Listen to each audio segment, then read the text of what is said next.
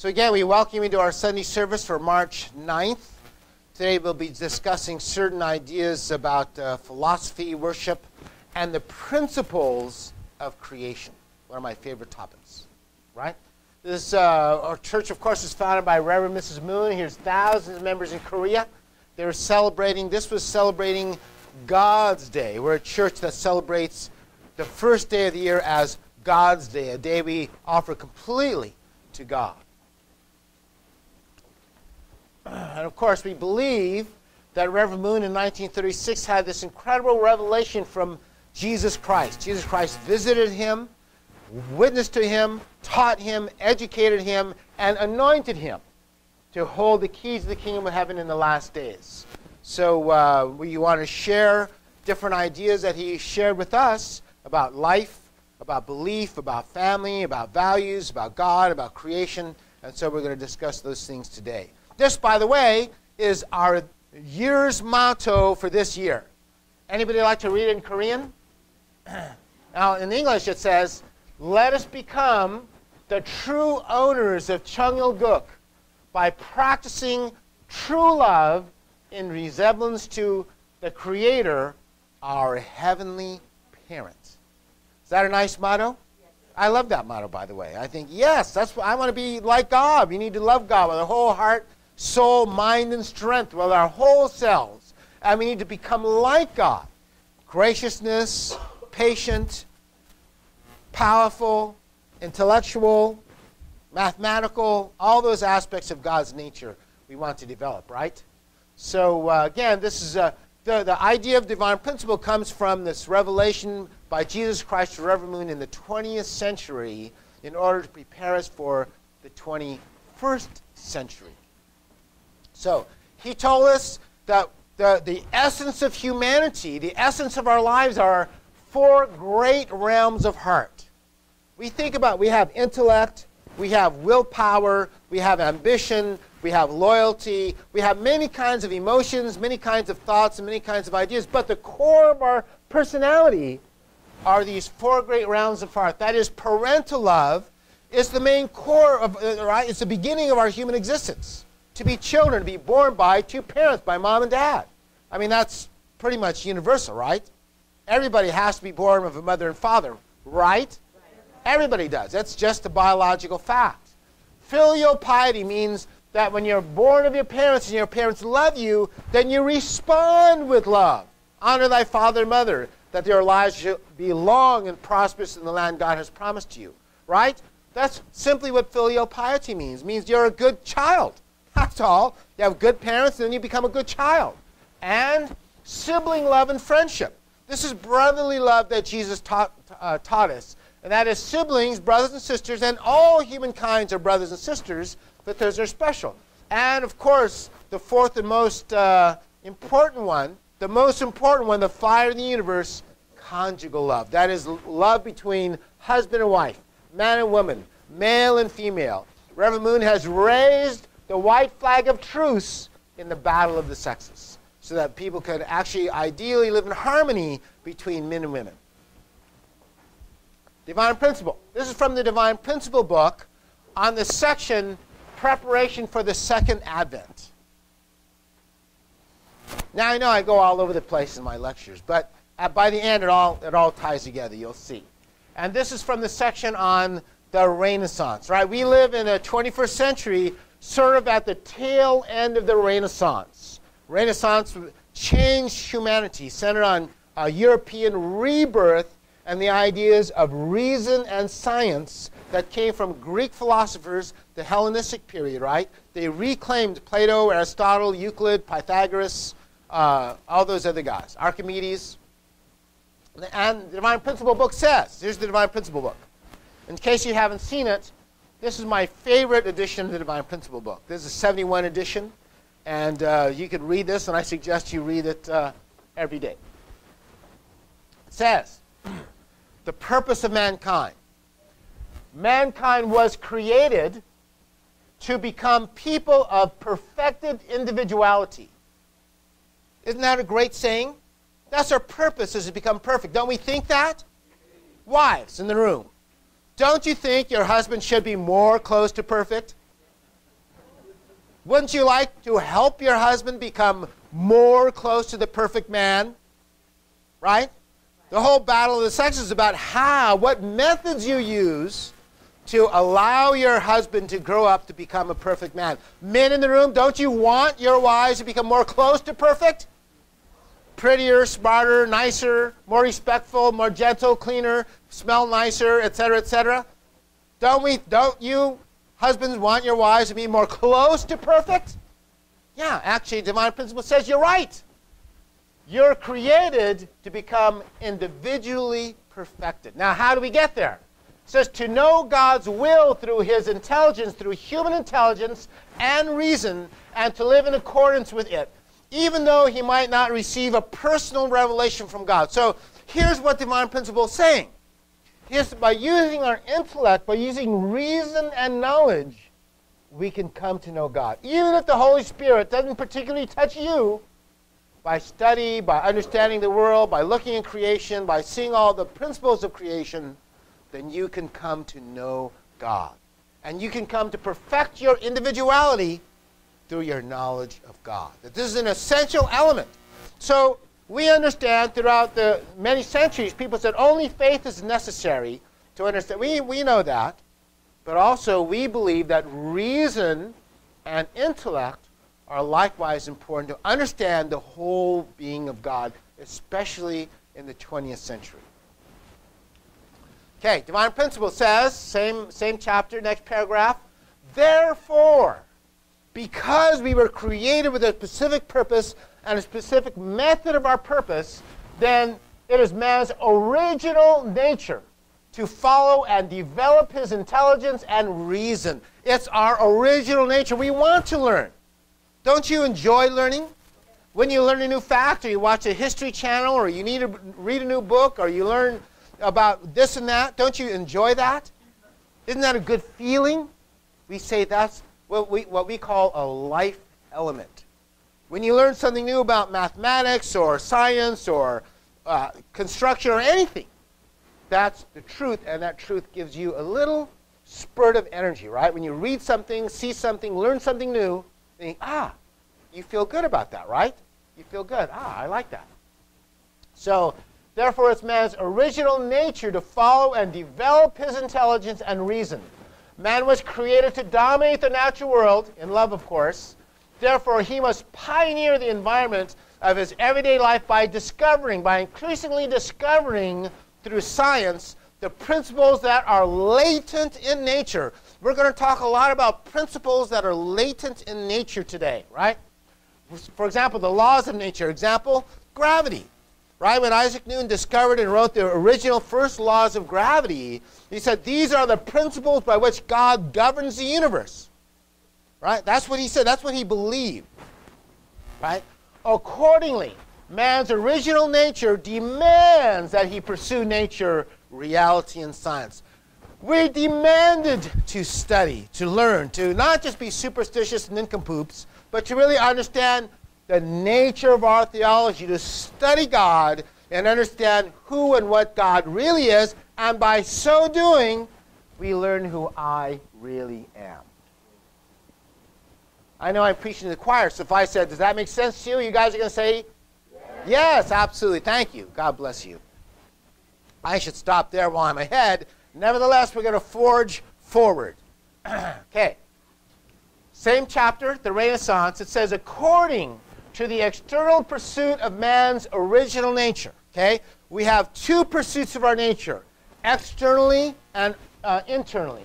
According to the external pursuit of man's original nature, the movement to restore Hellenism was aroused. During the Renaissance, the movement to restore Hellenism was aroused. The spirit of Hellenism was a spirit of pursuit of the external original nature of mankind. The pursuit of the independence of personality, the dignity of human intellect and reason, the estimation of nature, emphasis on reality, and exaltation of science. Right? When we think about the spirit of Hellenism, what do we think about? The golden age of Greece, right? You think about Pythagorean theorem, right? You think about Archimedes and the displacement of water. and the original beginnings of the groundwork of science. And in the Renaissance, Europeans took hold of Plato's ideas, Aristotle, Euclid, all these different things, and then created a whole system of science and theology based on the unity of Greek thought and Hebraistic thought. We'll show you that in a few minutes. Don't worry. Okay. So interest in mathematics probably began in Egypt, right? In order to build pyramids, you needed to measure how many bricks it takes to make everything even in the pyramid, how much they weigh, how many they need, etc. They needed to know mathematics. Also, they needed to know astronomy. You know, the pyramids are centered on a north-south axis. And actually, we don't even know how could they figure that out. There were no compasses. How did they know? Somehow they knew, right? He says, but in Greece, mathematics went to a much higher level. For example, they became fascinated with geometry, right? You all know Euclid, right? Because they studied geometry. Euclid, Pythagoras, dozens of others, they used to do lines. I don't know if you guys used to do this, but I used to like to do geometry. You know how they say do geometry with a string and an arc and what are the tools? A square and a ruler, and then with just only a ruler and a string, you can make a circle and do things like that. I used to love to do those kinds of things myself. So I like these guys. I think they're so smart. But because they began to study mathematics carefully, Plato, probably the greatest philosopher of the golden era of Greek thought, it prompted him to ask questions about geometric items and the discovery of mathematical principles. Now, he said, we're not just studying shapes, material shapes, and objects. What we're studying are the principles, the invisible principles of mathematics that are eternal. And you'll see how this all works in the end. He says, take a triangle, for example. What is a triangle? What is it? He says, you can have a triangle, you can have a cardboard triangle, a plastic triangle, you can draw triangles, you can do all kinds of things with triangles. He said, but the reality of a triangle is, there's a mathematical equation that designates exactly what a triangle is. 3 sides with angles that add up to 180 degrees. Simple definition of a triangle, right? Simple definition. I just wrote that by remembering it. I could have looked it up on Wikipedia, but I just remembered. What's a triangle?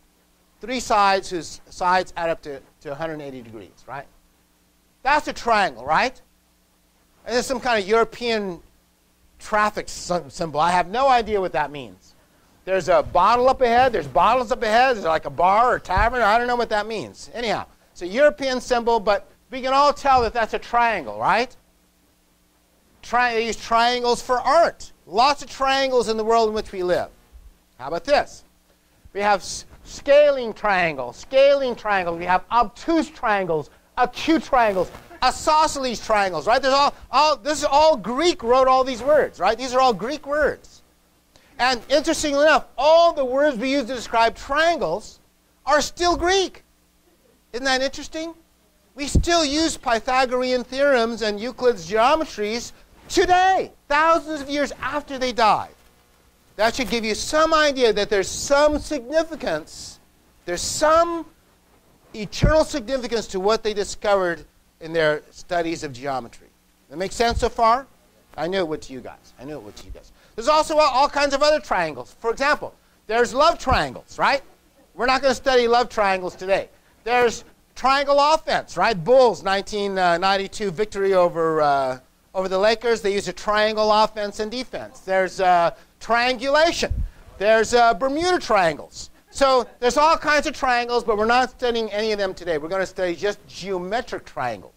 I figured I'd get these out of the way because people would raise their hand and say, well, what about Bermuda triangles? We're not going to do that. Okay, is this a triangle? Look at this shape. Is this a triangle? Alex, what's this? What is this? It's a musical instrument, right? And they call it, and what's the name of it? It's called a triangle. But is it a triangle? Look, it has 3 sides, but they don't add up here. It's not connected. So is it really a triangle? How about this? Is this a triangle? How about this? Is this big white shape a triangle? What? It only appears to be. It's an illusion, really, because there's no white shape. There's only missing red shapes, right? And that causes our mind to believe that our mind completes the picture and says, ah, I see a triangle. Well, you don't see a triangle. There's no triangle there. Anyhow, that's just a trick, and we're getting off page. Is this a triangle? In fact, this is a right triangle, isn't it? What's this? This is a wrong triangle. Thank you. Wow. God bless Calvin. Perfect. This is a wrong triangle. This is even a more wrong triangle. So you have right triangles, wrong triangles. Thank you. Thank you very much. Thank you very much. Okay, does it matter what color a triangle is? Can a triangle be green? Can it be red? It can be any color, right? That makes no difference to the essence of a triangle what color it is. What about what it's made out of? Does that make any difference? What if it's a draw? What if you draw a triangle? Is that still a triangle? Yeah, that's right. That goes to Plato's idea that the external triangle is ephemeral. Can come, can go, can be made of this, can be made of that. But what a triangle really is has nothing to do with color, has nothing to do with the material it's made out of. It has to do with an invisible mathematical principle that we call a triangle. Right triangles? Okay, and he said, for example, Plato taught that even if we try as much as possible to make a perfect triangle, it won't be perfect. If we use a better microscope for more accurate measurement, we will always discover that the physical triangle is not perfect. For example, let's take the right triangle and magnify it a little bit. Let's magnify this corner up here a little bit. See? If you actually, when it's back here, it looks like a sharp, nice right triangle, right? But then when you magnify it a little bit, say, hey, wait a minute, it's not sharp at all. When you magnify it one more time, you realize, hey, that's not even a triangle. Right? That's not a pointy corner of a triangle. You know, even before magnification, Plato knew you can't draw a perfect triangle. You know, I work in the manufacturing industry with very accurate machine tools. He says, no matter how accurately we try to draw a triangle, it's still not a perfect triangle. My machines in my machine tool business are accurate to 1/3 of a micron. You can't even imagine how small that is. Look, I'll give you a little bit of a picture of it. You know what this is? This is a human hair. And this is one of my machines drilling a hole in the human hair and then magnifying that by 400 times or something, right? And actually, we would consider this a very sloppy hole. We can make far more accurate holes. But you know what we know? Even we can manufacture to 1/3 of a micron, 1/3 of 40 millionths of an inch. We still know it's not perfect. We still know it's not perfect, and we know it's impossible to make a perfect shape. Right? If they say go to 0, it's impossible. We can go to plus or minus 2 microns or 1 micron or 3 microns, but you can't go to 0 microns. It's impossible. Right? So this made Plato think about things. Wait a second. If there's no such thing as a perfect external triangle, what is a triangle then? Okay, spirit of Hellenism. Plato taught that the Pythagorean theorem of triangles is a discovery that humans made of a principle. There's a principle of triangles. There's a principle of mathematics that pre-existed human beings and will exist long after all mathematicians are gone to the spirit world. He said, look what we're looking at. It looks like we're looking at a physical thing, but it's not a physical thing. Triangularity is an essence of the universe. Although it is discoverable by mankind, it is universal. Humans did not invent triangles. We only discovered them. We discovered the secret existence of triangles. We cannot decide the essence of a triangle. We can only use the knowledge of the absoluteness of a triangle. For example, even if you were president of the United States and you didn't care about Congress and you made an executive order, from now on triangles will have 4 sides, it won't be a triangle, will it? No matter all the Congresses and all the kings and everybody says from now on triangles are going to have 4 sides that up to 210 degrees, it's not a triangle, is it? Triangles define us. We don't define triangles. Does that make sense? Thank you. I knew you guys would agree. Where do triangles come from? How did humans discover triangles? Okay, look, well, here's a drawing from ancient Egypt of mountains in the sun. If you look at the mountains, what do the mountains make? Triangles, right? So they began to see triangles in nature. What about the rays of the sun? What do they make?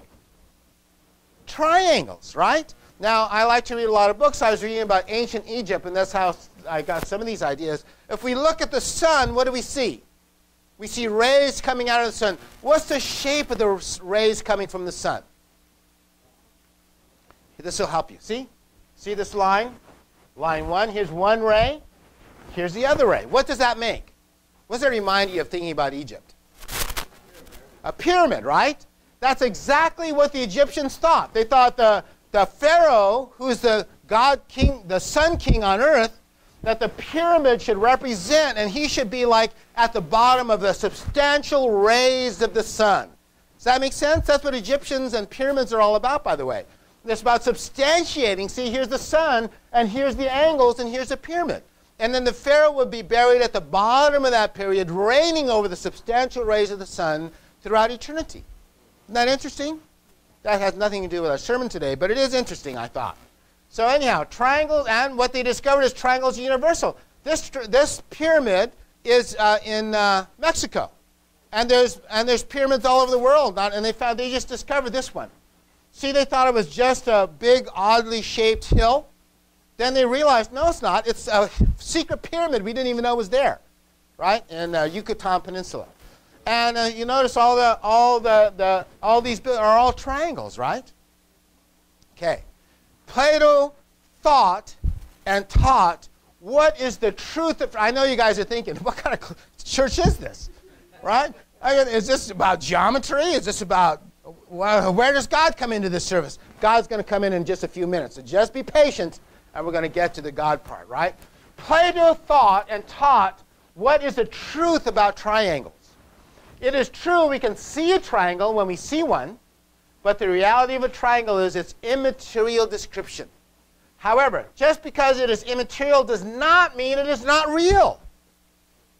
Plato said that the reality of the immaterial description of triangles is more durable than the triangles themselves. And we're going to get into that in a second, right? He said, in fact, it is more real than any material triangles. Plato explained that material triangles will break, bend, wear out, lose their shape, but the essence of triangles is universal, indivisible, immaterial, and eternal. So he said, when we think about this, we have to really think about this. That's why it's a golden age of philosophy, that the idea of a triangle is eternal, whereas triangles themselves are not eternal. What's not eternal? What's the word? Temporal or temporary, right? All the triangles we draw, build, make well are temporary, but the ideas of triangles are eternal and universal. Plato taught that the point is we're always trying to get closer and closer to the perfect triangle with our various efforts at drawing shapes and buildings. However, the real essence or nature of triangles is something that we discovered. It is not something material or physical and not something that we can grasp with just our physical senses. That is, we need our intellect and reason to understand the reality of a triangle. Does that make sense? This is even more, that's how we get back to the whole idea of the Renaissance and reason and intellect to understand God. This is even more evident when we consider that individual perceivable material triangles come into existence and go out of existence and change in other ways, but the essence of triangularity stays the same. We also know many things about triangles, not only the essential features such as the angles measure out to 180 degrees, the Pythagorean theorem, it is true of right triangles, and so on and so forth, but for these ideas of a triangles were true, but that these ideas of triangles were true long before the first geometry teacher drew a triangle on the board, and will remain true even after every human being is gone and every triangle ever sculpted, drawn, molded, welded, or framed is gone. Does that make sense? Therefore, Plato came to the conclusion that a triangle, the idealistic form of a triangle, exists beyond material triangles. The essence of a triangle exists immaterially beyond any human being. You'll see how this makes sense. We learn of triangles and grasp of mathematics and principles of triangles through intellect and reason. Intellect and reason is the only portal to the invisible, immaterial, substantial, eternal world. Further, Plato explained that there are levels of approximation of triangles. And we're going to see how this works with divine principle in a second. He said, what's more real? When you look at this picture, you see a picture of the pyramid, and then you see the shadow of the pyramid, right? Which is more real? The shadow of the triangle or the actual triangle? Which is more real? You think they're both the same? Okay, Plato said, okay, if we look at the shadow exists during daytime, but at nighttime, does the shadow exist? No. He said the shadow goes away. How about when the sun's straight up overhead? Does the shadow stay there or goes away? He said the shadow is ephemeral. The shadow comes and goes, but the pyramids, they've been there for thousands of years. Even when Plato was here, the pyramids existed for 1,000, almost 2,000 years, right? So he said this drawing or this representation of a triangle is better than this one. That by degree, some things are more real than other things. We're going to explain that in a few minutes. You'll see how it all works. He said, and then because my first vocation was building, I was a carpenter first, that we understand the power of the principle of triangles. For example, look at this. If you look at a house, this is how your house is built, by the way, in California. You'll notice certain aspects of this house that fit into our sermon today. What are those aspects? Look at the yellow lines. What do they show? Yellow dots. They show triangles. Triangles. See? There's triangles here. There's triangles here. What do the triangles do? They hold your house up against lateral forces that would make it fall over. If we study triangles, what do we understand? Here's a rectangle. If you made 4 holes in the rectangle and put pins in it, you would discover that the rectangle isn't rigid. That you could still move it around, right? When you're kids, the kids play with this, and they teach this lesson in first and second grade, right? But if you were to make a same rectangle, and all you did is put this cross piece in here, it's rigid and it won't move. So you might think, wow, we say that's a power or virtue of triangles. And when we build things, look at this. When you look at the Golden Gate Bridge, you think, wow, what a beautiful bridge. And what an interesting shape. What's the shape of the Golden Gate Bridge really? Let's put some lines in here, and you see it's really just 2 triangles, isn't it? Whoops. It's really just 2 triangles, right? Because triangles, the power of a triangle, the secret power of triangles, are they're the absolute most rigid shape in the universe. Right? Did you know that? That's why it's made out in triangles. And Plato explained that our world is made up of these invisible forms, such as triangles, and all the other forms, such as circles, and even animals follow a form, all having an original, invisible, immaterial origin. And when we discover the principles of these forms, we can use them to develop ourselves. Right? He taught this 3,400 years ago. Okay, so when we look at bridges, what do you see holding them up? Triangles. What do you see when you see this big, long steel bridge? Triangles. What do you see when you see a house like this? Triangles. What do you see when you see this giant, massive concrete? You still see triangles, right? Because triangles, you see triangles everywhere. Because triangles have the power of rigidity. They hold everything up. Even this house is really held up by triangles, even you don't know it. If you're a carpenter like me, then you would know. That's how we build things. That's what we use to hold things up. Triangles. So the idea of Plato's ideas are actually very functional, aren't they? When we understand the principle of triangles, engineers use them to erect skyscrapers and bridges and buildings and houses and all kinds of things and bridges, and everything we make is based on the underlying principle and understanding of the mathematical properties of triangles. Does that make sense so far? Okay, now we're going to get to the religious side of this. Plato's point was, through reason and intellect, we can understand the invisible principles of our world and live better in it. This is a foundational aspect of Western philosophy. We leap forward 1,600 years to Thomas Aquinas and his Summa Theologica, right? St. Thomas Aquinas created a unity of the Greek philosophy of Plato and Aristotle and the theistic tradition of Genesis. And this is the foundation of Western science. This is what the foundation of Western science is. And I took this out of the book, The Victory of Reason, how Christianity led to freedom, capitalism, and Western success. And he talks all about this. This is the foundation, that God is reasonable. God makes reasonable laws that we can learn, follow, and understand, and that will make our life better. It will make our life succeed. So Thomas Aquinas' theory of the first cause, then what he did is he united Plato's idea of this idea of principles and forms coming first, and then the material world coming, and then he united that with Genesis. He says some things undoubtedly move, though they cannot cause their own motion. Since, as Thomas believed, there can be no infinite chain of causes of motion, and it's only common sense that there can't be, there must be a first mover not moved by anything else, and this is what everyone understands by God. God is the first mover and first cause of the universe. How do we know that?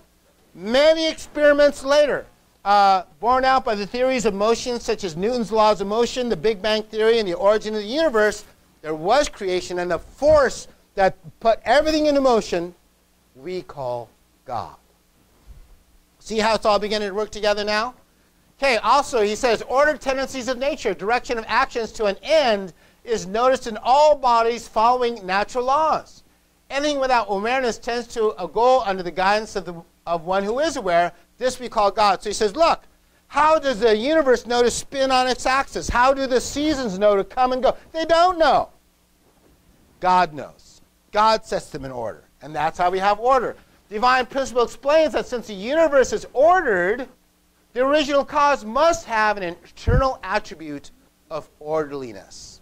That's why we like orderliness, isn't it? That's why we like to have a clean house, isn't it, ladies? Isn't it, ladies? That's why we don't like things to be cluttered and messy and dirty, because we have an original nature that says we should order the things around us, because that's the original nature of God, right? The original principle of a triangle is similar to the principle of all original external forms, inherent from the first cause. That is, we have not only principles of triangles that are invisible, we have other principles, like the principles and forms of motherhood. That's why motherhood is universal. Not only there are human mothers, but there are duck mothers, right? There are panda mothers. There are swan mothers. There are rhino mothers, because it's a pattern, an invisible pattern of the universe of motherhood, and all these external forms of motherhood only follow the original first cause of motherhood. Does that make sense? That's what's going on here. That's why we're studying triangles and the first principles of creation. Look, even this baby, little baby rhino, right, hangs around his mother rhino. Now, does he feel safe? Would you let your kid play with the rhino mother? No, she'd squash him, step on him. She'd get mad and kill him, right? But the baby rhino's not afraid, is he? No, because we say there's an intrinsic, invisible value of motherhood and childhood, that the baby feels absolutely safe with his mother, even though you wouldn't feel safe. A baby giraffe wouldn't feel safe. A baby lion absolutely wouldn't feel safe, right? But a baby rhino will feel absolutely safe with his mother rhinoceros. How do you work rhinoceros into a sermon? Anyhow, we do it. Now, how about fatherhood? We say there's an internal, invisible, immaterial principle that's universal called fatherhood. This is a father lion, right? He has the big hairy mane, and this is the baby boy or baby girl, a lion. And we say there's a principle and form of fatherhood which is universal throughout the entire world, because that's the original nature of the first cause. Right? Look at, here's this baby lion playing on top of the daddy lion, right? See that little eye there? Some of you might think, daddy lion's getting a little bit annoyed here, right? That looks like, what? What is this kid doing? I'm the king of beasts, and he's jumping on me like I'm just a big pillow, right? And he's poking me with those sharp, you have a little cat jump on you, and he's got the sharp little claws, tiny like needles. But it says, Dad, get up and bite him? No. Because there's a universal principle of fatherhood that makes a baby lion feel absolutely safe with father lion, isn't it? And here's a ferocious wolf. Does the baby wolf feel afraid of the ferocious wolf with teeth that could tear you apart? No. The baby wolf knows Father Wolf is there to protect him, feed him, guide him, and more importantly, teach him, right? Here's a big ape. They say the gorillas like this have the strength of 10 men. I say, well, that makes them like twice as strong as me, right? Anyhow, so a big monster ape, but look, with his little boy and his Mrs. Ape, then they're really happy together, right? Because we say there's an overlying universal principle of fatherhood that guides not only humans, but animals and all beings. I don't know what this picture came from. It's like going beyond the pale. But anyhow, look at this. And is this different? We say, is this different of this father, different than this father, different than this father, different than that father? Actually, no. I mean, obviously, there's some qualitative differences, and there's some quantitative differences. For example, a gorilla father weighs 600 pounds. But the reality is, they all follow the same universal patterns of fatherhood, that this pattern is universal and placed there by the original creator, the first cause of the universe. All right, does that make sense to you guys? And look at this. Here's this baby lion. Would you let your baby go play on top of a ferocious lion? No, of course not. But look, he's got teeth that could just tear you to pieces. And he's got giant paws and superhuman strength. And lions are so fast, the human can't come close to them. Super powerful, but does the baby care? Baby just jumps on him, pokes him, bites him, annoys him, and he knows he's absolutely safe with his father lion, doesn't he? What if you're a rhino baby? Will the rhino baby come here and jump on the lion? No, lion would make him a snack. What about a baby deer animal? Would a baby deer come and jump on the lion? No, absolutely not, because we say there's a unique, eternal relationship of fatherhood that exists in creation, and we can see it with our own eyes. That's the revolution. That's a revelation Reverend Moon gave to us. That all these things, Reverend Moon teaches that the spirit of fatherhood and the safety, closeness, care, and love of fathers is a spirit of the first cause. Therefore, Jesus teaches us to call the first cause our Father. Do you see how it all works together? We see nature, we see triangles, we see reason, we see intellect, and we come to the conclusion that God is our parent. God is our Father, and that we're loved by our Father like we're little kids. Just like the baby lion isn't afraid of his father, is he? Should we fear God? No. We should understand the love relationship. And this is the whole goal. What Revolution says, the whole goal of history is for us to come back to a relationship with God so we don't fear God anymore, but we know God. We know absolutely God is our unique, eternal Father, and we're God's children. It's a whole course and goal of perfecting our individuality. That's the whole goal. Okay. What Reverend Moon taught is that, yes, there are principles and laws of geometry, nature, etc., and there are principles for human behavior as well. In fact, he called those principles what? Divine principles, right? Divine principles. And he wrote them down in a book, and he called it Divine Principle. And I suggest everybody read it. Everybody has to read this book, and then you'll understand nature. And more importantly, you'll understand yourself. The original principle of a triangle, what was that? Oh, sorry, pardon me. The original principle of a triangle is similar to the principle of an original person. Just as we strive to make a perfect triangle, we also strive to become a perfect human. Does that make sense? So we say this, look, that when Plato taught these things, Plato taught us to look at the shadow of a triangle. It has some aspects of triangularity, right? It has sort of a shape. And by the way, from this triangle, we figured out we can measure the height of a pyramid. So it has some substantial benefit to us. He says, but it is less substantial than a pyramid or even a plastic triangle. When the sun goes down, the shadow triangle disappears. A plastic triangle doesn't disappear, does it? He said, but the stone triangle remains. Does that make sense? So he said the stone triangle is more close to real, more close to the perfect triangle than the shadow of a triangle is. Now, you'll see how this makes sense in a second. Plato taught that there are degrees of reality in nature. And he had this, for example, a shadow of a triangle is less real than a poorly drawn picture of a triangle. A poorly drawn picture of a triangle at least remains after the sun goes down, right? It's more close to a perfect triangle. An accurate drawing of a triangle is more real than a poor drawing of a triangle, right? Cardboard triangle is actually more real than a drawing of a triangle, right?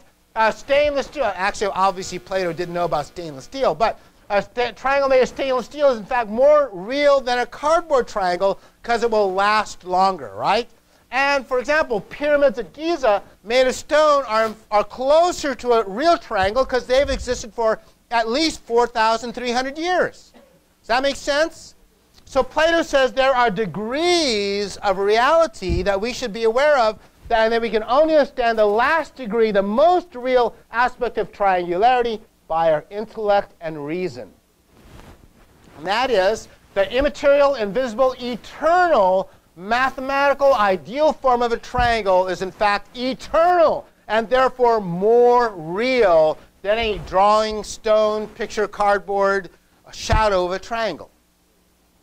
So Reverend Moon taught us, just as we believe in the external form of a triangle as a substantial image of the original immaterial, but no less substantial eternal principle of a triangle, try saying that sentence fast, anyway, we believe there is an original image of you.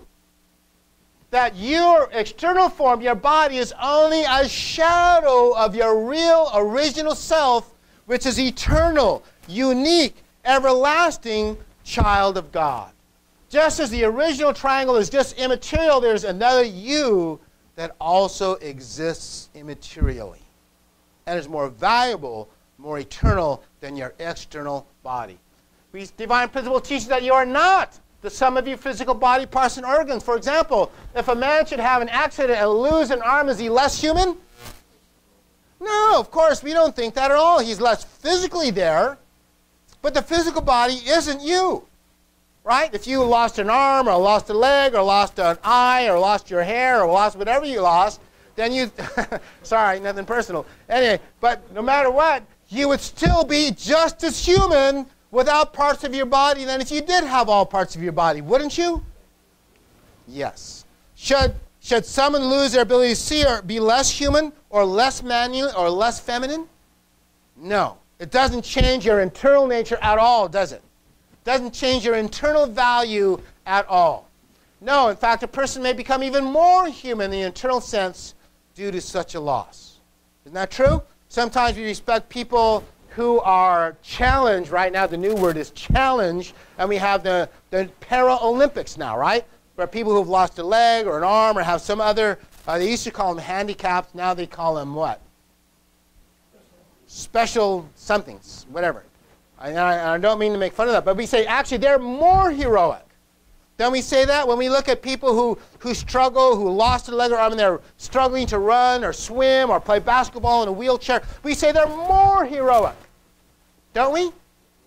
So we say that heroicness has nothing to do with their physical body. It's internal. It's their internal character, their internal virtues, their internal intellect, their internal side of them that is more heroic than somebody with 2 legs or 2 arms or the ability to see or who has hair.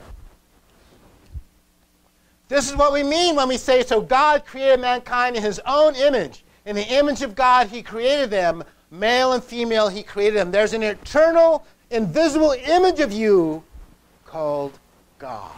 There's the real you called God, and we're only the external form of God.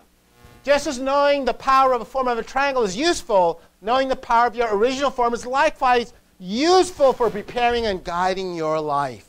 When you understand you're a child of God, that you're not just an animal or a thing or a palpitating heart, then you can begin to understand, prepare, and solve problems in your life. This is the power of knowing who and what you are and who those around you are. Like we say, when we understand the power of a triangle, then we can build skyscrapers and we can build big bridges and things like that. When you know your own reality, your own origin, then you can begin to build a life that's based on your original self, your original power, and the original purpose of your creation. Who are you? Usually if I ask people who they are, they say, I'm a carpenter, or I'm a plumber, or a professor, or a teacher, or an American, or a Korean, or a Japanese, or a PhD in mathematics, or a business owner, or an artist, or a millionaire, or an engineer. But, right? Or a musician. Sorry, I didn't put musician in there. But when Jesus sees you, he doesn't see a vocation, or a nationality, or a skin color, or a degree, or a bank account. He sees a potential, true, perfected child of God. And that's how what we have to know is who our internal self really is. And that's how we have to live our life to perfect this internal self. That's the whole goal of divine principle. That's the whole goal of Jesus' mission on earth. And that's what the kingdom of heaven is. And that you fit into the pattern of a child loved by God or true parent. Then grow in love with your brothers and sisters, also children of God. Then become husband and wife, and then start all over again as true parents yourselves, and concluding as true grandparents before you go to the other side. That's our pattern. That's the pattern of us, right? The pattern of us isn't 180 degrees and 3 sides. The pattern of us is child, sibling, filial child, and husband or wife, and parents. That's our pattern. The universe, according to the principle of God's creation, looked like this. When Tycho Brahe, Johannes Kepler, and Galileo Galilei finally discovered the heliocentric solar system, they did so believing they were discovering the principles of the laws of God. Newton, Pasteur, Francis Bacon, Descartes, Einstein understood, based upon a divine creator, model that the rules of the universe are there to be discovered. That's the foundation of Western science and technology. And because of that, they believe that the universe is lawful, orderly, and dependable, that it is not random. It is the basis of Western science and technology. And because of that, that is why the West invented modern physics, music, agriculture, machinery, printing presses, telephones, airplanes, rockets, satellites, medicines, computers, etc., because we understood, based on Thomas Aquinas and Plato's understanding of what the universe is really like. Then they went around finding out and discovering all the principles of science that they believe. Now, all these people absolutely believe these are God-created principles. Does that make sense? So when we know, we can continue to do this. When we can continue it. Growth. We say the universe continues to grow, right? Jesus grew. By the way, Jesus, we need to grow. This is Jesus. And Jesus grew in wisdom and stature and in favor with God and man. What do we need to do? We need to grow. We are not enough. There's nobody in the room who says, I'm perfect. Right? We all need to grow. How do we grow? The principles of our growth are really lawful, and it's an opportunity for us. If we take hold of our opportunity to grow, it's going to be a blessing for us, not just a difficulty, right? Like knowing the power of rigidity of triangles also build skyscrapers and bridges, knowing the divine principle, knowing biblical principles, will allow us to succeed in our life and create heavenly families in the original kingdom of heaven on earth. But we have to know the principles of the kingdom of heaven, or it won't work. Then knowing the power of God's principles of the family likewise allow us to reach new heights of personal and social capacity and capability. We need to grow centered upon the principle of familyism. That is, the 3 generations of God-centered families. That's what Reverend Moon taught everywhere he went. Familyism, familyism, familyism. And the principles of familyism. Like these animals here. What are these animals doing? They're practicing the principle of familyism. Like I taught last week, here's the mother elephant, the grandmother elephant, and here's the babies, the girls, the aunties, others. What she's doing is not only leading them, she's educating them.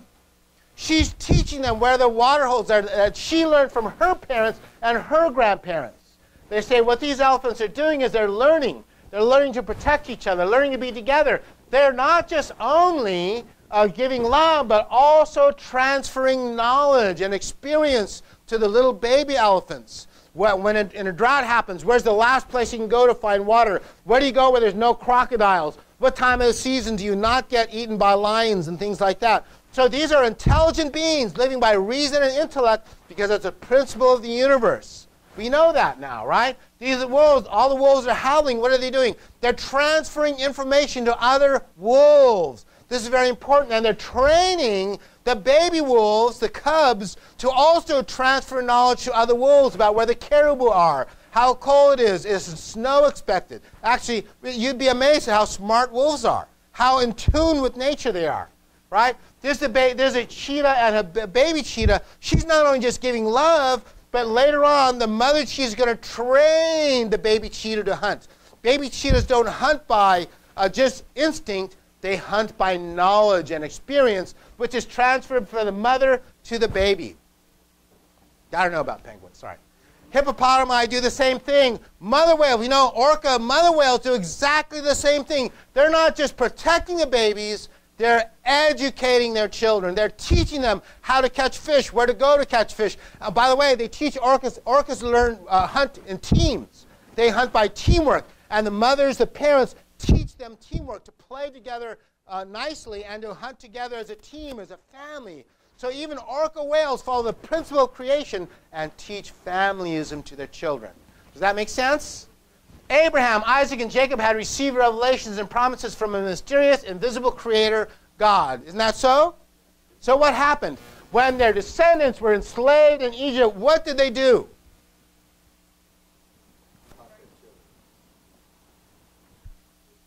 They cried out to the God of their grandfathers. Does that make sense? To the God of Abraham, Isaac, and Jacob, and God heard their cries. So there's first generation in the room. What do we have to become? We have to become the parents of 3-generation families. Everywhere Father taught, 3-generation families. Not just first gen. That's not enough. The church will die out if it's just first gen. We need second gen, but more important than even second gen is third gen. Third gen. And what did the descendants? They remembered their grandfathers. Someday, first gen is going to be grandfathers. Or maybe second gen will be grandfathers. Third gen will eventually be grandfathers. And as grandparents, you need to be the best grandparents that ever lived. You need to read to your grandchildren. You need to hug your grandchildren. You need to spoil your grandchildren. You need to give candy to your grandchildren. You need to spoil them. That's what Reverend Moon did. Even though Reverend Moon and his wife couldn't be with their own children because of the duties of the mission, he loaded love on his grandchildren, right? His grandchildren, just like the big daddy lion, his grandchildren would sit on True Father, and Father would carry him, and Father would give them candy, and they would sing songs together. Father would read them books and stories. Father would hold them, cuddle with them. Father would tickle them and laugh at them and sing songs to them. Father couldn't be a great father to his children, but he was a great grandfather to his grandchildren, wasn't he? Same principles. It's familyism. It's Godism and familyism all together, and that's what we need to teach the world. We need to all be developing the 3 great blessings best upon the first, to be fruitful. And how do you do that? Matthew 5:13 says, "You are the salt of the earth," meaning you are the salt of the earth. But if the salt loses saltiness, how can it be made salty again? It is no longer good for anything except to be thrown out and trampled underfoot. Jesus said, I gave you the gospel. I gave you my word. If you live by my word, I'll honor you absolutely in the kingdom of heaven. Don't worry. But if you throw out my word, forget it. Sorry. Same with us. First, our intellect. We need to study the divine principle, the Bible. We need to study the word and do Handa Kwe. We need to live, teach, and witness to familyism centered upon God. This is the foundation for a prosperous life. Just like knowing geometry helps engineers, understanding divine principle, God's word is the foundation for our lives of faith. Amen? Amen. Amen. God bless you. Thank you very much.